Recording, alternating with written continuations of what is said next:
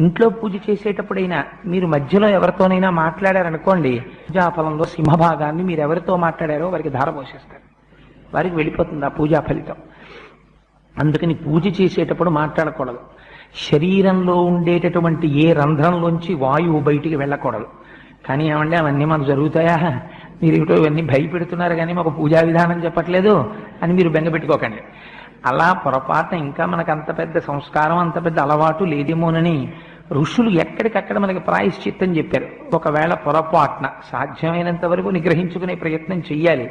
తెలియక ఒక తుమ్ము వచ్చేసింది అనుకోండి, ఏం చేస్తాం? ఆగుతుంది ఆ తుమ్ము. వచ్చింది, వస్తే యథార్థానికి ఏమిటంటే మీరు లేచి మళ్ళీ వెళ్ళి స్నానం చేసి వచ్చి మళ్ళీ పూజ చేసుకోవాలి. కానీ ఏమంటే అలా స్నానం చేయడానికి పూజ చేయడానికి మళ్ళీ మంత్రపుష్పం దగ్గర మళ్ళీ తుమ్ము, ఇంకెన్ని క్యాజువల్ లీవ్లు ఆఫీస్కి. అందుకని అలా బెంగెట్టుకోక్కర్లేదు. ఒక్కసారి మీరు చేస్తున్నటువంటి పూజ